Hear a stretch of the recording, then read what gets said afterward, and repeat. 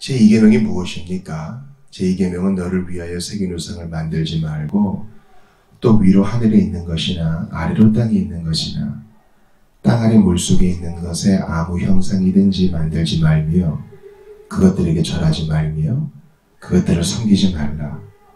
나 여호와 너희 하나님은 질투하는 하나님인즉 나를 미워하는 자의 죄를 갚되 아비로부터 아들에게로 3, 4대까지 이르게 하거니와 나를 사랑하고 내 계명을 지키는 자에게는 천대까지 은혜를 베푸느니라 하신 것입니다. 108문입니다. 제2계명이 명하는 본분은 무엇입니까?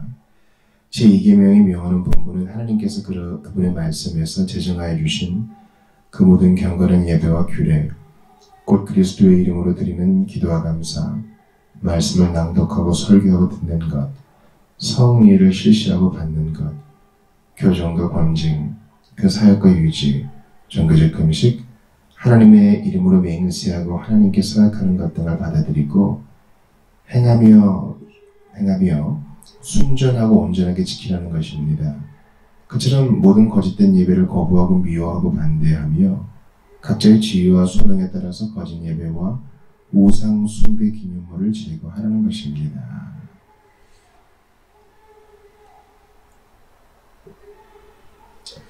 우리는 어제 웨스트민스터 대언의 문답 106문까지를 보면서 제1계명을 마무리했고요. 오늘 이제 10계명의 두 번째 계명의 일부를 좀 보게 되겠습니다.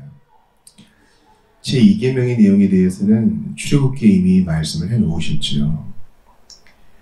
그런데 이 제2계명에서 요구된 의무를 볼 때 이제 곧 또 금지된 것도 보게 되겠죠. 제2계명이 무엇을 말하고 있느냐는 큰 그림을 잊지 말아야 되겠습니다. 제1계명은 바로 예배의 대상이신 하나님께 집중하고 있죠. 제2계명은 그 예배의 방법에 대해서 말하고 있다고 해도 무방합니다. 즉 나의 상상력으로 고안된 예배가 아니라 성경이 제시하고 있는 그 예배의 준칙을 받아 하나님이 요구하신 대로 하나님이 명령하신 대로 예배하는 것을 의미합니다. 성경의 종교적 예배에 대한 전적인 증거가 제정되어 있습니다. 주님은 그것을 밑도 끝도 없이 나만을 예배하라 이렇게 말씀하신 것이 아니라 어떻게 예배해야 할지를 자세히 일러주셨습니다. 신명기 32장 46에서 47절을 보세요. 그들에게 이르되 내가 오늘 너희에게 증언한 모든 말을 너희의 마음에 두고 너희의 자녀에게 명령하여 이 율법의 모든 말씀을 지켜 행하게 하라. 이는 너희에게 헛된 일이 아니라 너희에게 생명이니 이 일로 말미암아 너희가 요단을 건너가 차지할 그 땅에서 너희의 날이 장구하리라. 이렇게 하나님이 요구하신 대로 예배하는 것이 너희의 생명이다. 그렇게 말씀하십니다. 마태복음 18장 20절에 보면 두세 사람이 내 이름으로 모인 곳에는 나도 그들 중에 있느니라. 이게 왜 이 계명과 관련이 있어요? 주님이 이 자리에 예배 현장에 임재해 계시니 반드시 주님이 원하시는 대로 예배해야 그분이 기뻐 받으시겠죠.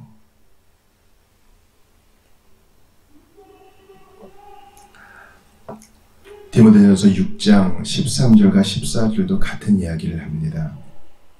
만물을 살게 하신 하나님 앞과 본디오 빌라도를 향하여 선한 증언을 하신 그리스도 예수 앞에서 내가 너를 명하노니 우리 주 예수 그리스도께서 나타나실 때까지 흠도 없고 책망받을 것도 없이 이 명령을 지키라. 대단히 포괄적인 명령인데요. 예배에 대한 규정적 또는 규범적 이런 분류가 있습니다. 하나님께서 말씀하신 대로만 예배를 하느냐 아니면 성경이 금하지 않은 것은 그대로 수용해도 되느냐라는 것은 아직도 논쟁적인 여지가 있죠. 그러므로 일단은 성경이 하나님을 예배하는 데에 있어서 어떤 것을 요구하시는지 자세히 살펴볼 필요가 있어요. 자, 먼저 그리스도의 이름으로 올리는 기도와 감사가 성경에서 제정된 의식인 것을 한번 보겠습니다.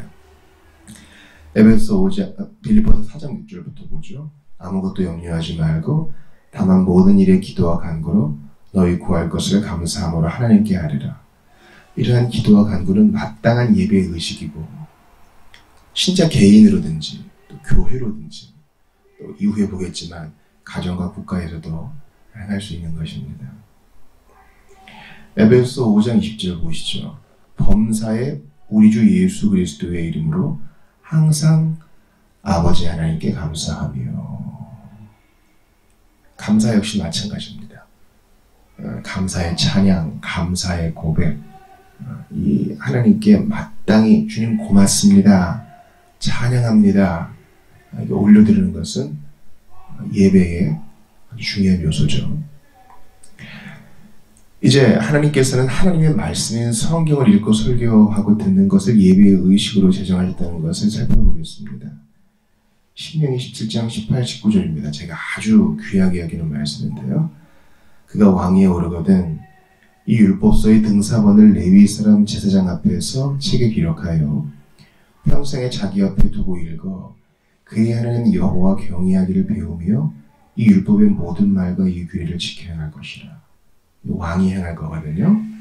왕이 해야 될 일은 바로 레위 사람 앞에서 이 책을 이제 등사, 기록, 사본을 만드는 것이라고 할 수 있겠고, 더 중요한 것은 그것을 평생에 옆에 두고 읽고 경외하기를 배운다는 것입니다. 평생 읽고 하나님을 어떻게 예배해야 되는지를 성경을 통해 배워야 된다는 거예요. 이게 중요한 예배의 요소입니다. 예배에 있어서 성경을 읽고 배우는 것, 깨달음을 얻는 것은요, 빠질 수 없는 요소예요. 단지 느끼고 누리고 셀러브레이션만 하는 것은 예배가 아닙니다. 이 모든 것의 목적은 이제 규례를 지켜 행하는 데 있겠죠. 자, 사도행전 15장 21절 봅시다. 이는 예로부터 각 성에서 모세를 전하는 자가 있어 안식일마다 회당에서 그 글을 읽음이라 하더라. 그러니까 구약 시대에도 안식일마다 성전이 없는 곳에서는 또 포로기 이후에서는 회당 예배가 자리 잡지 않았습니까? 그곳에서도 중요한 예배의 요소가 바로 성경을 읽는 것. 디모데후서 4장 2절 보세요. 너는 말씀을 전파하라. 때를 얻든지 못 얻든지 항상 힘쓰라. 범사에 오래 참과 가르침으로 경책하며 경계하며 권하라. 이 가르침, 말씀의 전파 뺄 수 없는 거예요. 단순히 읽는 것은 안 돼요. 말씀을 전파하라는 것은 이 말씀을 해설하고 적용하고 이것으로 위로하고 훈계하고 경책하고 꾸짖는 데까지 나아가야 됩니다. 그래서 하나님은 이 말씀을 다룰 수 있는 말씀의 봉사자, 목사와 교사를 학교해 주시죠. 야고보서 1장 21, 22절 봅시다. 그러므로 모든 더러운 것과 넘치는 악을 내버리고 너희 영혼을 능히 구원할 바 마음에 심어진 말씀을 온유함으로 받으라. 너희는 말씀을 행하는 자가 되고 듣기만 하여 자신을 속이는 자가 되지 말라. 기독교 예배의 목적은 말씀을 잘 배워서 순종하고 적용하고 실천하는 데 있는 겁니다. 일단 이제 배워야지 실천할 수 있겠죠. 사도행전 10장 33절에 보니까 내가 곧 당신에게 사람을 보내었는데 오셨으니 잘하였나이다. 이제 우리는 주께서 당신에게 명하신 모든 것을 듣고자 하여 다 하나님 앞에 있나이다. 여러분, 기독교 예배는 1차적으로 보여주는 것이 아닙니다. 성경적으로 문제가 있는 가톨릭 교회 예배, 미사를 보세요. 보여주는 것이 상당히 많죠. 거기서 위로를 받고 격려를 받는 분도 많습니다. 그러나 성경은 1차적으로 예배는 하나님의 말씀을 듣는 것이 주된 분야를 이룹니다. 기억하세요. 성도들에게 하나님 말씀을 안 들려주고 제대로 주의한 것을 안 들려주고 그것을 잘 깨닫는 것을 안 들려주고 돌려보내는 교회는 음란한 교회여 심판받을 곳입니다. 그러나 그뿐만이 아니죠. 세례와 성만찬 역시 신적 예배의 의식으로 제정되었습니다. 마태복음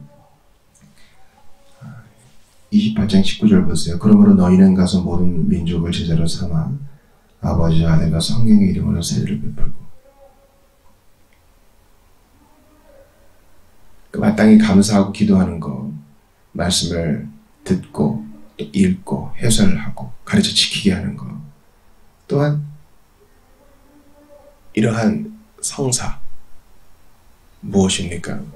하나님께서 우리에게 세례와 성찬을 통해서 주님이 명하신 것을 지켜 행하는 것 역시 예배의 구성요소에 포함되는 겁니다.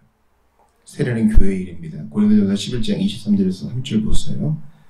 내가 너희에게 전한 것은 주께 받은 것이니 곧 주 예수께서 잡히시던 밤에 떡을 가지사 축사하시고 떼어 이르시되 이것은 너희를 위하는 내 몸이니 이것을 행하여 나를 기념하라 하시고, 식후에 또한 그와 같이 잔을 가지시고 이르시되 이 잔은 내 피를 세운 새 언약이니 이것을 행하여 마실 때마다 나를 기념하라 하셨으니 너희가 이 떡을 먹으며 이 잔을 마실 때마다 주의 죽으심을 그가 오실 때까지 전하는 것이니라.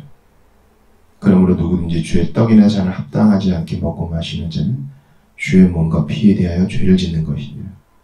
사람이 자기를 살피고 그 후에야 이 떡을 먹고 이 잔을 마실지니 주의 몸을 분별하지 못하고 먹고 마시는 자는 자기의 죄를 먹고 마시는 것이니라. 그러므로 너희 중에 약한 자와 병든 자가 많고 잠자는 자도 적지 아니하니. 세례뿐만 아니라 이 성찬 역시 주께서 친히 제정하셔서 우리에게 행하라 명하신 예배의 중요한 요소입니다. 마태복음 18장 15에서 19절은 예수께서 친히 권징을 제정하셨음을 알려주십니다. 즉 세례와 성찬뿐만 아니라 성경을 통해 교회 정치와 권징이 신적 의식으로 제정되었습니다. 그러니까 이제 권징이 예배 요소다 라고 적극적으로 말하기 전에 이 공동체의 예배 때 권징이 실시된다라는 것을 말씀드리는 것입니다. 그래서 우리가 예배로 모일 때 어떤 출교나 수찬 정제에 대해서 알리는 목적이 여기 있습니다. 주의 이름으로 하는 것이니까요. 네 형제가 죄를 범하거든 가서 너와 그 사람과만 상대하여 권고하라. 만일 들으면 네가 네 형제를 얻은 것이요, 만일 듣지 않거든 한두 사람을 데리고 가서 두세 증인의 입으로 말마다 확증하게 하라.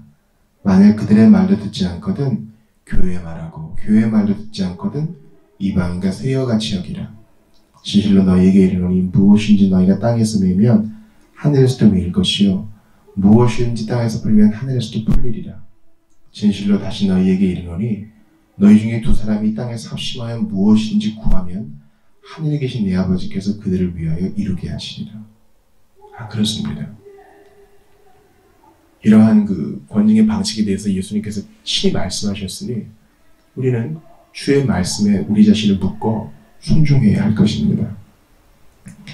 고린도전서 5장 전체도 그것을 얘기하죠. 너희들 중에 근친상간한 자가 있다고 들었다. 왜 그냥 두느냐? 너희가 권징을 행해야 되지 않겠느냐? 너희는 누룩 없는 자인데 새 덩어리가 되기 위하여 묵은 누룩을 내버리라. 우리의 유월절 양 곧 그리스도께서 희생되셨느니라. 그러면서 교회 안에 있는 사람들이야 너희가 판단하지 아니하랴. 이 판단은 권징을 행하는 것을 말합니다. 이게 바로 교회의 신적 의식, 예배에 포함되어야 하는 것이죠.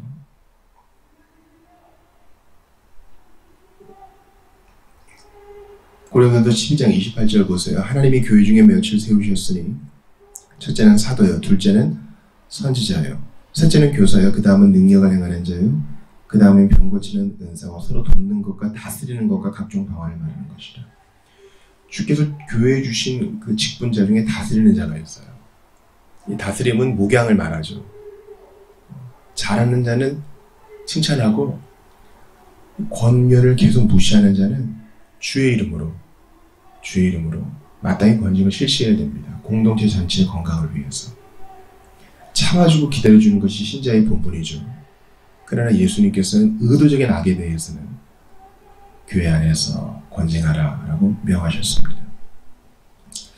또 중요한 요소가 있는데요. 복음사역 자체와 그것을 위한 교회 성도들의 후원은 말씀 안에서 지정된 그들의 의무입니다. 이계명에서 이것까지 얘기하고 있어요.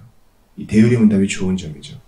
자, 교회의 예배, 이계명의 준수, 마땅한 신적 예배에서 말씀이 주된 요소인데, 그렇다면 이것을 중히 여기기 위해서는 성도들이 힘을 합해야 된다는 것이 아주 중요한 골자입니다. 에베소 4장 11, 12 보세요. 그가 어떤 사람은 사도로, 어떤 사람은 선지자로, 어떤 사람은 복음 전하는 자로, 어떤 사람은 목사와 교사를 삼으셨으니 이는 성도를 온전하게 하여 봉사의 일을 하게 하며 그리스도의 몸을 세우려 하십니다. 4장 12절은 사실 이제 해석에 있어서 조금 여러 다양함이 있죠. 그러나 중요한 것은 뭡니까? 그리스도의 몸을 세우기 위하여 하나님께서는, 예수께서는 우리에게 직분자를 주셨어요. 이게 주님이 주신 선물이에요. 승천하시면서 주시는 선물. 근데 사도, 선지자, 복음 전하는 자는 일시적 직분이거든요. 초대교회 때.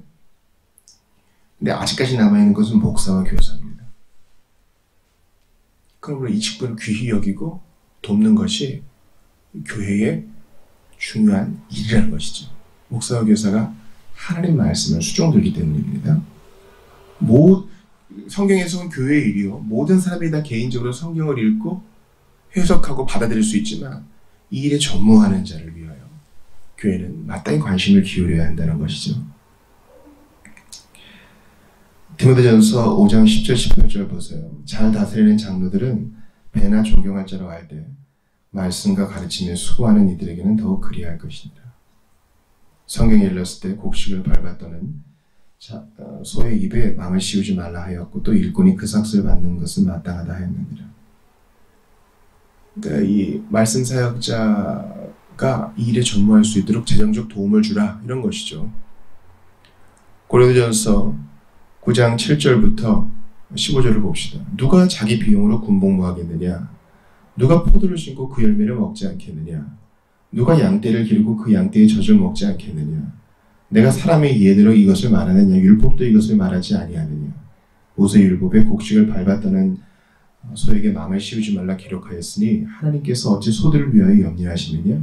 오로지 우리를 위하여 말씀하심이 아니냐? 과연 우리를 위하여 기록된 것이니 밭가는 자의 소망을 가지고, 밭가는 자는 소망을 가지고 갈며 곡식 떠는 자는 함께 얻을 소망을 가지고 떠는 것이라. 우리가 너희에게 신령한 것을 뿌렸은즉 너희의 육적인 것을 거두기로 과다하겠느냐? 다른 이들도 너희에게 이런 권리를 가졌거든 하물며 우리일까 보냐? 그러나 우리가 이 권리를 쓰지 아니하고 범사에 참는 것은 그리스도의 복음에 아무 장애가 없게 하려 함이로다.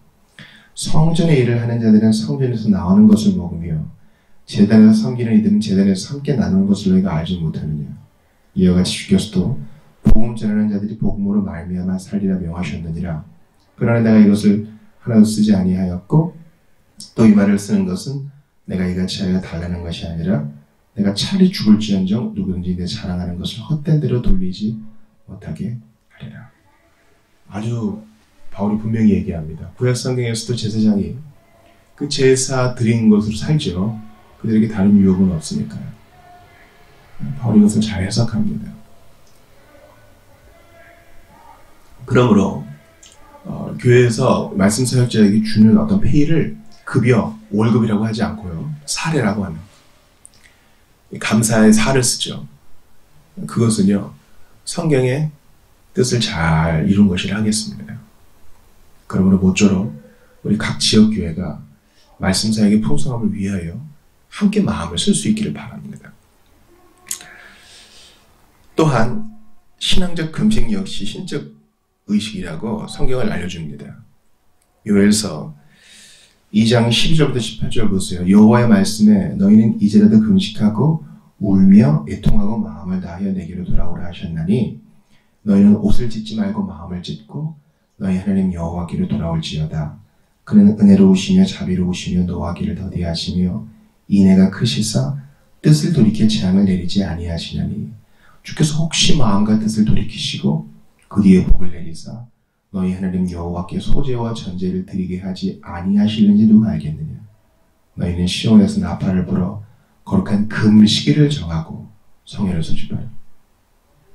백성을 모아 그 모임을 거룩하게 하고 장로들을 모으며 어린이와 젖 먹는 자를 모으며 신랑을 그 방에서 나오게 하며 신부도 그 신방에서 나오게 하고 여호와를 섬기는 제사장들은 낭실과 제단 사이에서 울며 이르기를 여호와여 주의 백성을 불쌍히 여기소서 주의 기업을 욕되게 하여 나라들로 그들을 관할하지 못하게 하옵소서 어찌하여 이방인으로 그들의 하나님이 어디 있느냐 말하게 하겠나이까 할지어다.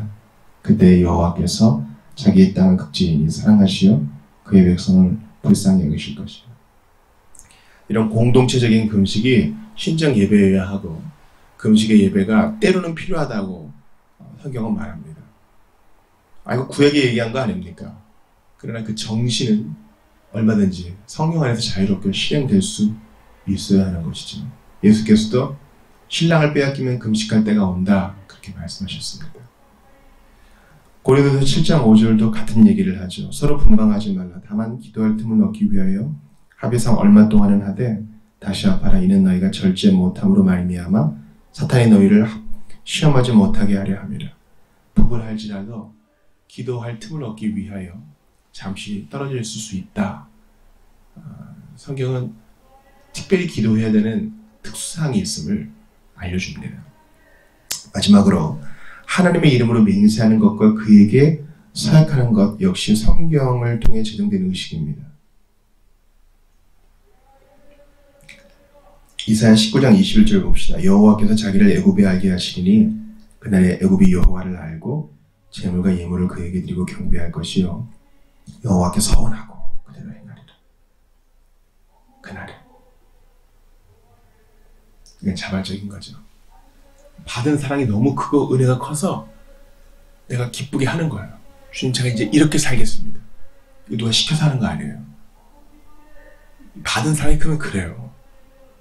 저도 그랬고요. 이때 조심해야 돼요. 내가 할 수 있는 거, 책임지지 못할 것을 발언하면 안 되고요. 할 수 있는 거.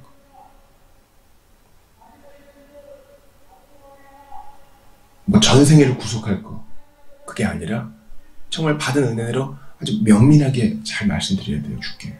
주님이 그 서원을 들으시거든요. 시편 76편 11절을 보세요. 너희는 여호와 너희 하나님께 서원하고 갚으라. 사방에 있는 모든 사람도 마땅히 경외할 이에게 예물을 드릴지로다. 뭐 예배 때 다 서원합시다. 그게 아니라 이 예배는 하나님께서 주신 은혜를 담뿍 받는 것인데 우리는 그 현장에서 가만히 있을 수 없어요. 맨 마지막에 헌신의 찬양을 드리잖아요. 나 이제 주를 따라 살아가리라. 오늘 우리가 드린 찬양도 세월이 지나고 비바람 불어도 하나님을 사랑하겠습니다. 세상 끝날까지 사랑하겠습니다. 이거 두려워서 죽을 것 같아서 한 거 아니에요. 기쁜 마음에 예배 속에 헌신하는 겁니다. 우리 계명을 잠깐 살펴봤습니다. 사랑하는 여러분 어떠세요? 우리가 예배에 대해서 이렇게 심각하게 생각해 본 적이 있나요? 예수님이 직접 번징을 말씀하셨는데 우리는 그거 가볍게 여겼어요. 내가 좋아하는 것만 쏙쏙 빼서 이게 기독교의 전부인 양 여길 때가 있었어요. 그러면 안 됩니다. 성경이 말씀하시는 것은 무엇이든지 고찰해야 하고 예수께서 명하신 것은 생명 다해 지켜야 할 것이 은혜 받은 성도의 몫입니다. 내가 너희에게 분부한 모든 것을 가르쳐 지키게 하라 하셨으니 주여 받은 사랑에 의지하여 오늘도 한 걸음씩 두 걸음씩 가게 하소서. 맞은 사역을 귀히 여기게 하시고 후원하게 하시고 받은 은혜가 흘려보내지 않도록 오늘도 내 자리에서 예배하고 공동체로 모일 때 더욱 성경적이게 하여 주시옵소서. 기도하며 나아갑시다.